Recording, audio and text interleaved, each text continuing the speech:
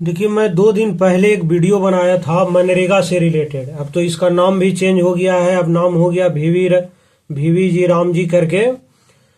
अब इसमें मैं उस दिन बताया था कि 3,000 करोड़ रुपया यानी 3 अरब का घोटाला हुआ है मनरेगा में। ये पूरे इंडिया में नहीं, मात्र इंडिया के 55 डिस्ट्रिक्ट का सर्वे किया गया, जिसमें कैग का ये रिपोर्ट आया कि 3 अरब का मतलब घोटाला कर लिया गया है मनरेगा में।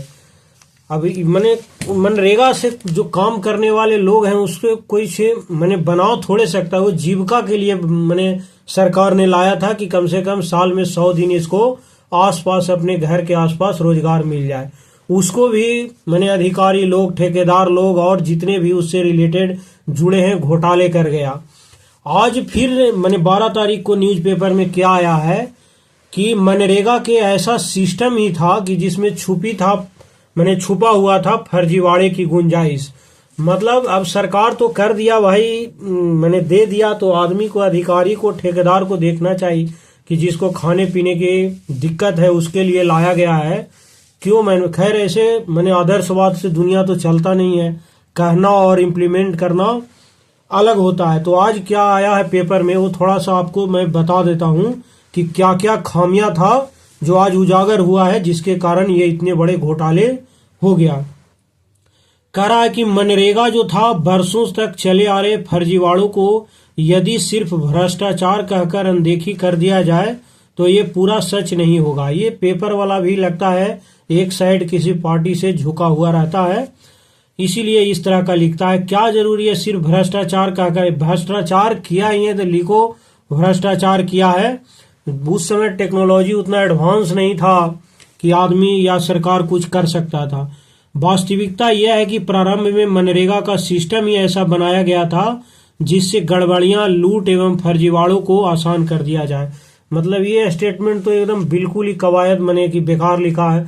कोई भी सरकार ये जल्दी नहीं सोचेगा कि गरीब का कोई हक मार लो, ऐसा सिस्टम लाओ। ये लिखा ही है। जैसे ग्रामीण विकास मंत्रालय की निगरानी में हुई जांच में यह बात सामने आई कि शुरुआती वर्षों में योजना की निगरानी और रिकॉर्ड व्यवस्था बेहद कमजोर थी। मैंने रिकॉर्ड रखने का उस समय ज्यादा सिस्टम था नहीं। बही खाता पर लिखा कि इस नाम के मजदूर ने इतना देरी काम किया, इतना रुपया बना, इतना दिन किया, बस। उस समय इतना टेक्नोलॉजी था ही नहीं कि उसको सीधा अकाउंट में पैसा दाए। मैंने धीरे धीरे आया, बढ़ा टेक्नोलॉजी, तो उस समय भी था। मतलब पूरा जितना आज एक्टिव है उतना उस समय नहीं था।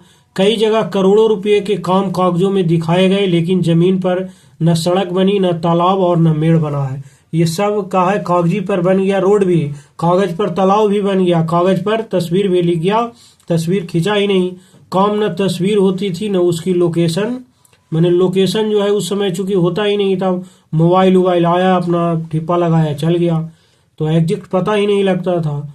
कोई पुख्ता रिकॉर्ड भी नहीं रखा जाता था। निरीक्षण की व्यवस्था भी लगभग नाम की थी, जिसमें फर्जी परिसंपत्तियां वर्षों तक फाइलों में दबा हुआ रहता था। उनका रख रखाव भी कागजों पर दिखाया गया और भुगतान भी होता रहा है कागज पर ही।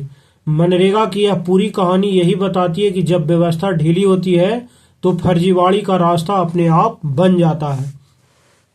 श्रमिकों की पहचान की भी बड़ी समस्या थी। एक ही व्यक्ति के नाम पर कई जॉब कार्ड बना दिए जाते थे। कई मामलों में तो मरे हुए लोगों के नाम पर भी मजदूरी का भुगतान होता रहा। असली मजदूरों तक पूरा पैसा पहुंचने के बजाय बिचौलियों की एक पूरी श्रृंखला एक्टिव थी जो नीचे से ऊपर तक सिस्टम में घुसी हुई थी।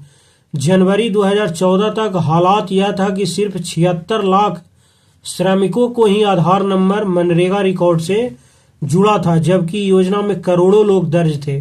भुगतान की प्रक्रिया में इस गड़बड़ी को और बढ़ाया। मजदूरी का पैसा पंचायत से लेकर ब्लॉक, फिर जिला और अंत में बैंकों तक मैनुअल पहुंचता था। मतलब आदमी के थ्रू ही ये पहुंचता था। चूंकि पैसा सीधे मजदूर के खाते में नहीं जाता था, इसलिए लीकेज सिस्टम का बड़ा हिस्सा बन चुका था और गरीब मजदूर सबसे ज्यादा नुकसान में रहता था। पहले ये थी प्रमुख खामियां। पंचायत स्तर तक रिकॉर्ड की स्थिति भी बदहाल था। फील्ड कर्मचारी को भरने पड़ते थे 22 से 29 अलग अलग रजिस्टर। उसके बाद इतने ज्यादा रजिस्टरों में गलती, हेराफेरी की संभावना ऑटोमेटिक बन जाता था। इसी अव्यवस्था से फर्जी मास्टर रोल बने और गलत भुगतान होते रहा है।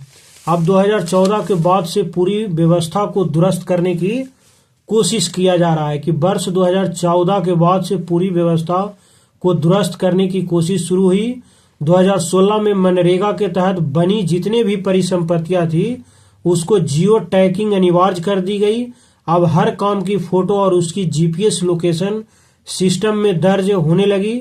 श्रमिकों की पहचान को मजबूत करने के आधार सीडिंग पर जोर दिया। उसके बाद आज 12.11 करोड़ से अधिक सक्रिय श्रमिकों के आधार नंबर मनरेगा से जुड़े भुगतान व्यवस्था में भी बड़ा बदलाव हुआ है। आधार पेमेंट ब्रिज सिस्टम और नेशनल इलेक्ट्रॉनिक फंड मैनेज के जरिए अब क्या होते हैं कि मजदूरी सीधे बैंक खाते में भेजे जाते हैं जो मजदूर काम किया है। ई पेमेंट का अनुपात जो पहले 37% था अब पूरी तरह से 100% इनके लिए कर दिया गया है। अब तो इनका नाम भी चेंज हो गया है।